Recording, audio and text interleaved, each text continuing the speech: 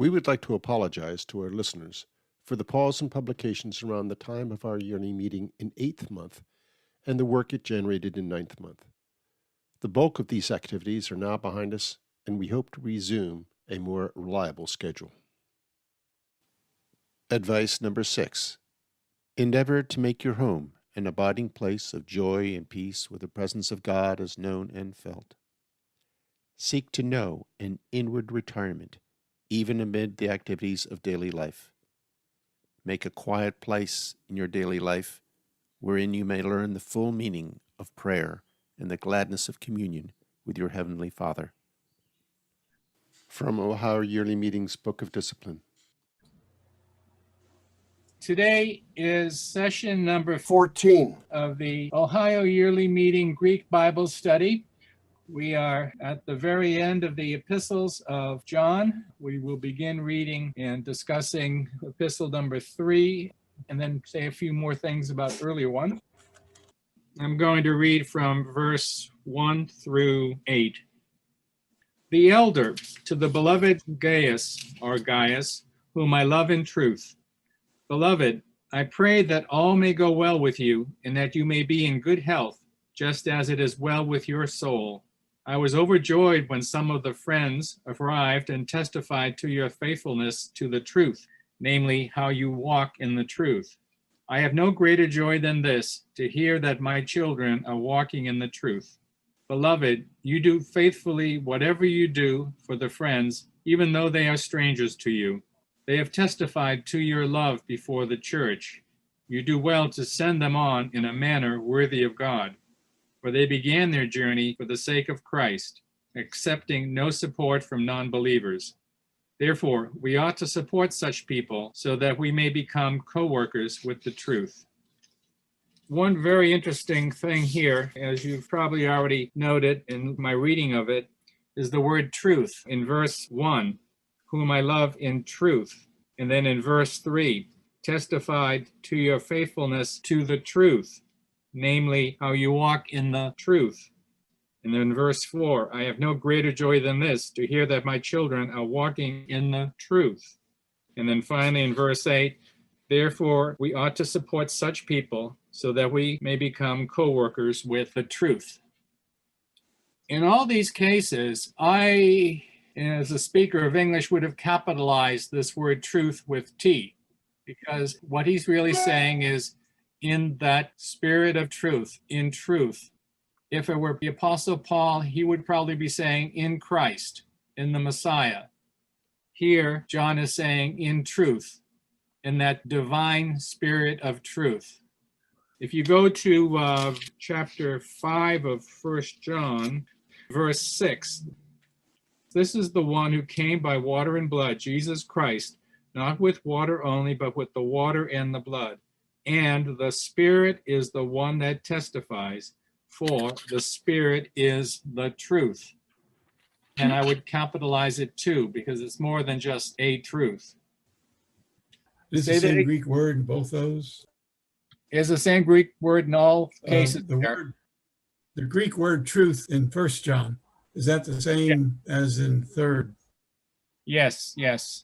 It's this word, alethea, and that's truth, or capital T, truth, divine truth, eternal truth. And it also means reality, divine reality as well, if you want to look at it that way. The footnotes in the New English translation say that the phrase living by the truth, which was in the second letter, means obedience to the Father. Would you say that's a good interpretation? I would say it's obedience to the Son, but that's fine. Because where it says in 4, to hear that my children are walking in the truth, do you recall the word walking? I mentioned this in some passage earlier, some earlier session. It means conducting oneself, how you behave. And if you're behaving in Christ, or in the Spirit of Christ, or in the Spirit of truth, we're essentially synonymous. Again, in my translation here, it doesn't point that out by capitalizing, but this would have been something friends would have clearly seen as synonymous, early friends. I have no greater joy than this, in verse 4, to hear that my children my students are walking, are behaving, are conducting themselves in that spirit of truth, in that spirit of Christ. Again, going back to the Gospel of John, I'm the way, the truth, and the life. And the last part of 8, can you give the Greek for that, the last part of that verse? We therefore ought to give hospitality to such ones, such people, in order that we may come to become synergoi, co-workers. Well, it's not in, but truth-wise, basically, as pertaining to the truth. Yeah, the King James had a different wording than what you had read in the English. We therefore ought to receive such that we might be fellow helpers to the truth. Oh, okay. That's what I was having, not a little difficult, but it could be translated to the truth. But that dative case is also sometimes, not infrequently actually, has what's called an instrumental kind of sense as pertaining to the truth, as with regards to the truth. So I could see how they would have translated it as to, but if I just heard the English sense there without knowing the Greek, I would have put that into a different Greek construction than just the dative case. Yeah, I would have said ascertain, aletheon, something like that. Okay, let's go on to read the next couple of verses, 9 and 10. I have written something to the church, but Diotrophes, who likes to put himself first, does not acknowledge our authority. So if I come, I will call attention to what he is doing in spreading false charges against us. And not content with those charges, he refuses to welcome the friends, the brethren, and even prevents those who want to do so and expels them from the church. It's kind of hard in this epistle to understand what was happening in that church with this particular person, Diotrophes, as to, was he kind of trying to take over as leader or head in this particular church? It's possible that when John, the elder John, wrote to Gaius, he was commenting on this fact. He says, I have written something to the church, but this Diotrophes doesn't acknowledge his authority. So there's a little something going on there. There are several, what shall we say, groups at that point too. Some considered themselves Jewish Christians. Some considered themselves Christian Jews. I think I read someplace at this point there was actually 4 major factions or groups amongst the church. These talking about the churches that were connected somehow to the elder John here? Some that were connected to the elder John, some that were connected to other groups. Some were connected to the temple yet. These talking about a much broader scenario. Yeah, I am aware of that. I mean, there are various churches that Paul founded and those that Peter founded outside of Palestine. And nobody really knows who founded the church in Rome. When Paul wrote his very important epistle to Rome, it was already an established church by we don't know who. It was a large Jewish population in Rome. I think some people think they may have been 10% of the population or so. So they were quite a large group. Is that something, Liz, do you know something about that? My impression from the reading I've done of early church history is that these first years, people were spread out and it was easy for someone to take over a church and decide what they ought to do and what they ought not to do by way of personality. And I think that was one of the reasons why these epistles exist altogether, because there was a lot of that going on. And it was difficult. I think I've talked about false teachers and false ministers going around that were not quite, I was going to say, not quite kosher. We're not really early mainstream understanding of Christ, so that you had these kinds of contentions happening within these individual churches. If you recall in Corinth, there are all sorts of things going on there, elsewhere as well. But the churches that we associate with John, the elder, and all the Johannine literature were a bit different than other churches in how they looked at things. Eventually, it seems that they must have merged with the rest of the churches after this split that happened, as we saw in the first epistle. A group of people left, and John basically is saying that they should have left, and they did, because they did not have that same understanding of Christ that those who remained did. John, that wrote the Revelation, identified himself as being on the Isle of Patmos. There's a sea called the Aegean Sea, which is between Western Turkey and Eastern Greece. Patmos was in the Aegean Sea off the coast of Turkey, I believe. And the Roman province inland in Turkey was called Asia. Now we think of Asia as a huge continent, but in the biblical time of John and Paul, Asia was just a Roman province off a little circle of Turkey east of the Aegean Sea. And so apparently John, that wrote Revelation, was sort of on this isle called Patmos off the coast of Turkey. And there are these churches that are mentioned in Revelation, like Thyatira and Ephesus and Philadelphia and such. And so there are a whole collection of churches. There might have been some of those then. Would he say, Henry, that he was addressing? There's a lot he's bringing up there, Jack. There's a lot of discussion, I understand, and I've read a little bit about it, as to the writers of these epistles and Revelation and the Gospel according to John. Traditionally, it's been kind of assumed that this was all the same person. I shouldn't say this wasn't traditionally, not always. Even from very early times, Greek-speaking Christians, and I'm trying to remember when, 2nd, 3rd century, maybe later, I can't recall the name of someone, a bishop, was pointing out that the Greek language used in Revelation is very different than that used in the epistles and in the gospel, that it's more of someone who was making mistakes in Greek, like his native language may have been Aramaic or something like Aramaic, Hebrew Aramaic, and that it's clearly not the same person who wrote the epistles or the gospel. And we also know that there are traditions that in Ephesus, in Asia Minor, there in what's now southwestern Turkey, according to very early stories, there were 2 Christians named John buried there. One of them was John the Elder.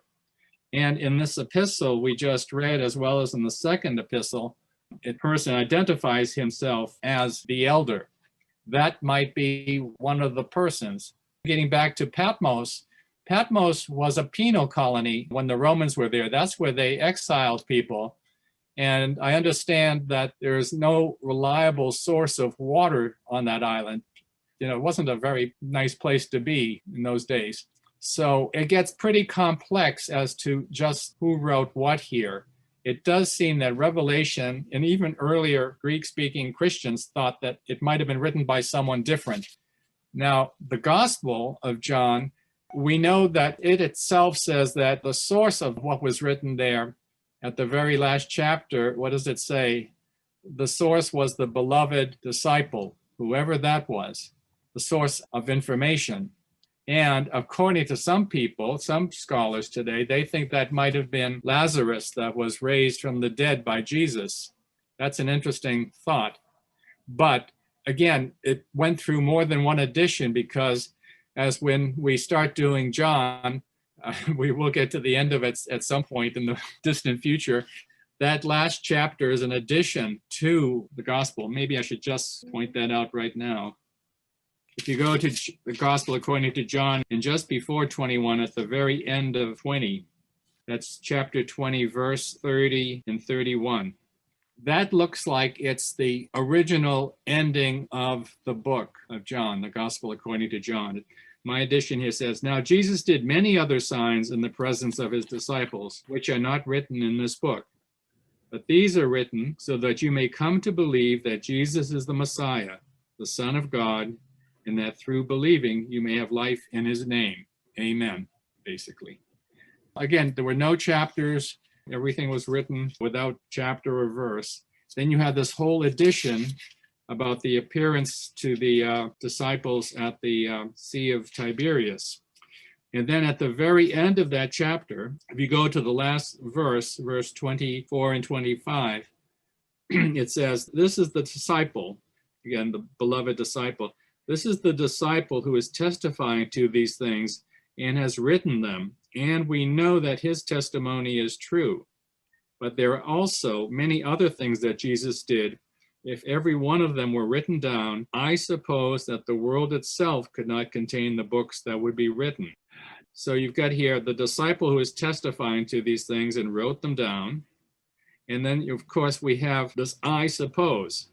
So we have a we know and then an I suppose. So you've got several people here, unnamed, a beloved disciple who's the source. Who is this we in that verse 24? And then in verse 25, you have I suppose. So we're talking about several people involved in the edition or editions, maybe this is the third edition of this. Obviously, that last section after what I read at the end of 20 was added later. And when we get into looking at the gospel according to John, there are funny breaks. I'll point them out as we're going through the gospel according to John, where it's like someone had a loose manuscript and they dropped it on the floor, and when they picked it up, they didn't get it all in the right order again. So that you have something like, we are finishing this now, as kind of a statement, and then it continues as if that statement wasn't made. That's something we'll get to eventually when we look at John. In 9 and 10, again, there is some kind of a split here, or maybe it's just this one particular person, someone who's disagreeing with the other Christians, but that this elder is saying, no. If he comes back, he's going to deal with it in person. Okay, verse 11, beloved, do not imitate what is evil, but imitate what is good. That beloved he's referring to Gaius, okay? Whoever does good is from God. Whoever does evil has not seen God. Everyone has testified favorably about Demetrius, and so has the truth itself. We also testify for him, and you know that our testimony is true. Again, I would capitalize that word truth, truth itself, Christ himself. The important thing I see about 11 is being a good Christian is being upright, righteous in one's conduct and one's behavior. Righteousness is what it's all about. You can say one thing, but if you're not acting in accordance with what you're saying, you're out of sync with God. All right, final greetings. I have much to write to you, but I would rather not write with pen and ink. Instead, I hope to see you soon, and we will talk together face to face. Again, that you is singular. He's referring to Gaius. Peace to you. Shalom. The friends send you their greetings. Greet the friends there, each by name. So the elder is writing to Gaius. Gaius is in this house church. There's this Diotrophes there who sort of like a usurper in some ways, or wants to be, but the elder does not want that to happen. It's interesting that such a short letter like this, the same with the second letter, the second epistle, have been preserved, unless they must have really, perhaps we're just lucky that these little pieces got preserved. I'm also thinking like Philemon, Paul's epistle regarding Philemon. When you think about, Paul himself must have written quite a few other letters, and we know that he comments on letters that he had written in the letters that have been preserved. But it would perhaps be wonderful if we discovered another one somewhere in the desert sands of Egypt or whatever that got preserved. And Peter, there are only the 2 letters of Peter that we have. And the assumption by biblical scholars is that the first letter of Peter is probably authentically from Peter, although you have to understand the language, the Greek there is very good. So perhaps someone was translating it into Greek as we have it there. Again, Greek being the international language of this part of the world, just like English is today. Any further comments on this little epistle? Early friends, it would have given them comfort as they were struggling with many of the same issues. And I think that's probably had something to do with Fox's sending epistles to the small meetings all over England based on the same kind of experience, because they had the same kinds of issues happening at the time. Oh, yeah. I think these issues happen over and over again. Yeah, a tradition that has a source that's a confident source. People try and change things and you don't want them to change things. And so you get visited or you get a letter or ministry and council comes to your house or whatever. Well, in the collected works of George Fox, which was reprinted about 20 years ago, there are 2 volumes of the collected epistles and letters of George Fox. I'm trying to remember how many are there. Is it 410? 210? Yeah, 400 and some. 410. And somehow they skipped over 10. There's 10 of them are missing in terms of the numeration there. But I understand, I learned this when I was in England, many years ago. Who was I speaking to? Ursula. Arthur and Ursula Windsor. It might have been Ursula, yeah. Maybe not, I just don't recall who, but there are actually, I guess, a huge number, many hundreds of more of these epistles, letters from George Fox that have never seen print. They're just in manuscript form in the friend's house in London. If that's true, it's amazing that, at least we have them. But the reason I know, someone was saying, the question came up as to whether some of those, or many of them, most of them should be, to see the light of day today. I don't recall the number, but I think it was huge. We still have the 410 that did get collected back in 1696, I think it was, in the first edition of these epistles. And they got reprinted fully in 1831 or so, I think it was, sometime around then. And then again in the 1990s, the modern edition. They're wonderful epistles to read. There's a new Foundation Fellowship reading session once a month. Actually, it just happened yesterday that Pat and myself are part of, that we go over these epistles, and it's like one per session, and kind of stare at the death and squeeze every bit of spirituality out of it that we can. If you want to get something like that published, the best shot is often to ask a few publishing houses if they would look into it and tell them that there would be a market, because it would not be a huge amount of work for them. They would send it out to somebody. But once they find out that there's something out there that people would like to see published, that does give them a motivation. They would be able to sell them to libraries. There would be a market. Probably just not the right publishing houses know that that material is there. The initial problem is, if you've ever seen any of these manuscripts written at that time, the handwriting is very difficult to read. And also, English spelling was not standardized yet.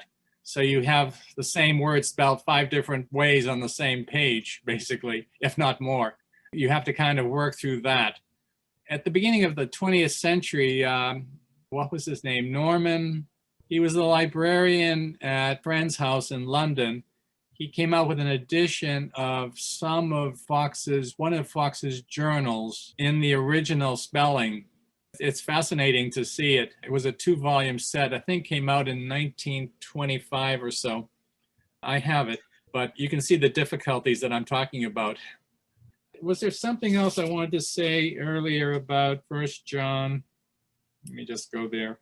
We've got a few minutes left. Yeah, I was at the end of John here. I've been thinking about this verse 21, the very last verse. Little children, keep yourselves from idols. I mean, you can take that literally as to him telling these Christians to avoid the pagan idols. But I doubt that that's what he's really saying. He's not referring to the pagan idols, but I think to anything that that we idolize, to put it in English, modern English, anything that we put before God, before Christ, that we pay more attention to, that our thoughts and all our inclinations, I'm thinking especially of the god of Mammon, that god Mammon, money, Plutus in Greek, god of wealth, money. That's definitely a real idol today in our country and elsewhere. I kind of think when that's being said, it may be because of this other group of folks who split from this church of John.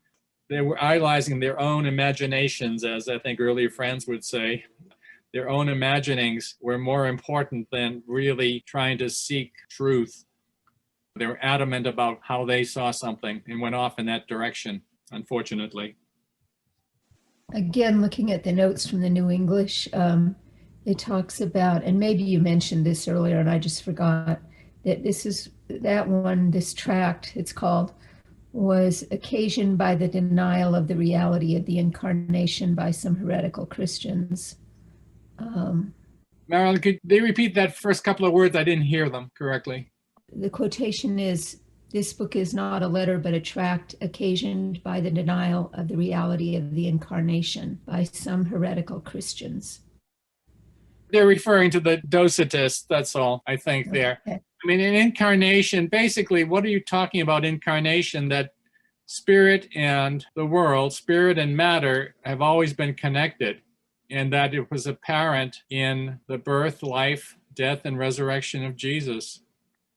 I think that's the understanding of Quakers, traditional Quakers, conservative Quakers, that it isn't all just one material world, matter only existing, but that spirit has been here all along.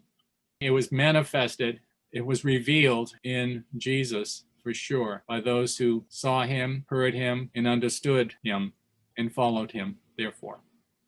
I think that's how I would understand incarnation as a Quaker. I'm trying to remember if I've even come across that word incarnation as a term of argument that Quakers may have been arguing with non-Quakers in the early years. I don't think so.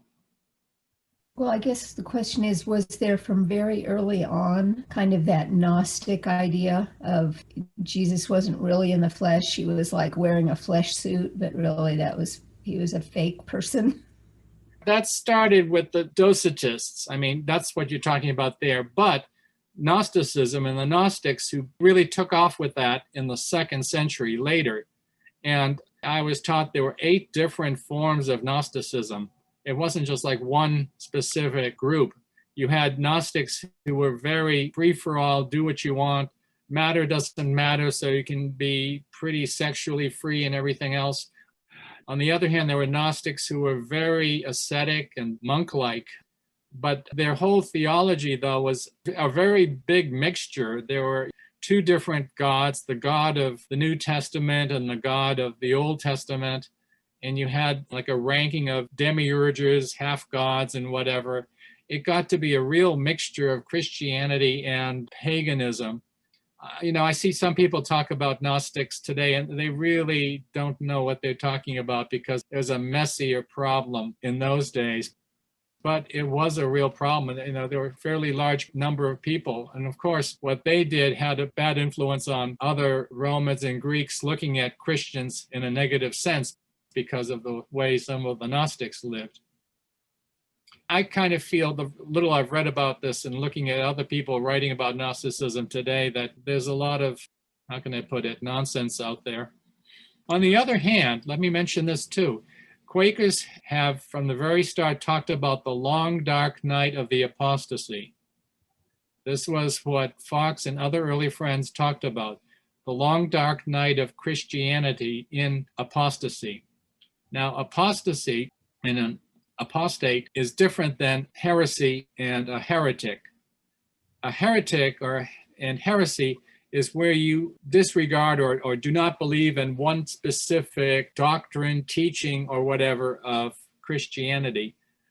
Apostate and apostasy is like many, not just one, but a number of such different beliefs. And when they talk about the long dark night of the apostasy, they're actually talking about how gradually over the centuries, Christianity changed from what it was in the first couple of 100 years to what it became with persecutions and the Grand Inquisitor, the Inquisition, Spanish Inquisition, Roman Inquisition, Portuguese Inquisition, and all the religious wars that happened. This had nothing to do with the original form and understanding of those earliest Christians of the first couple of centuries. Perhaps one major nail in the coffin of Christianity was when Constantine made the Christians legal in the early part of the 4th century. Even before that, I think that was a major issue, because then you had a combination of church and state, so that later on in the following century, you have someone like St. Augustine talking about the possibility of a just war.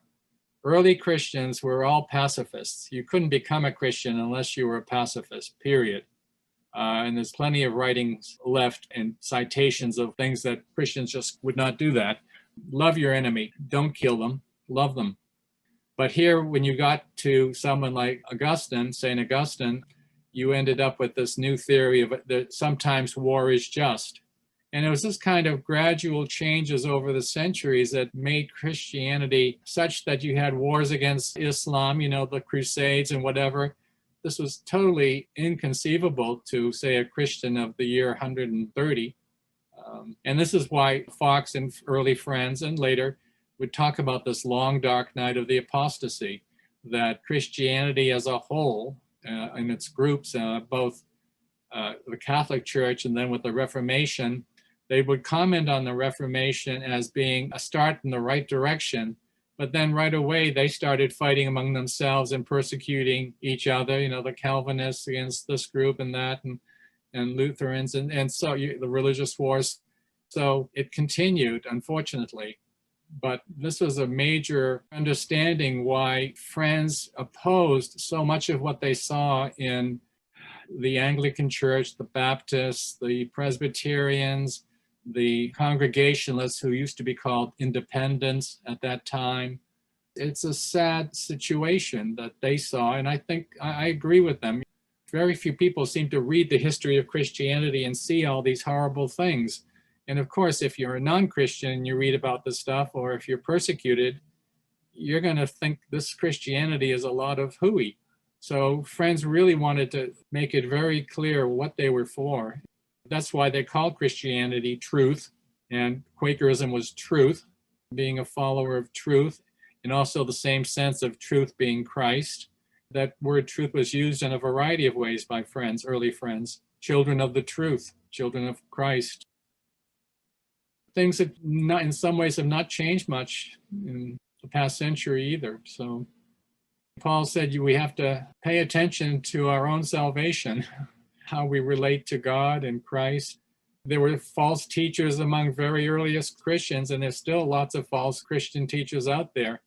I'm thinking of the prosperity gospel, where you hear some ministers extolling lifestyles, wealthy and whatnot. There's something wrong there. I don't see Christ in that.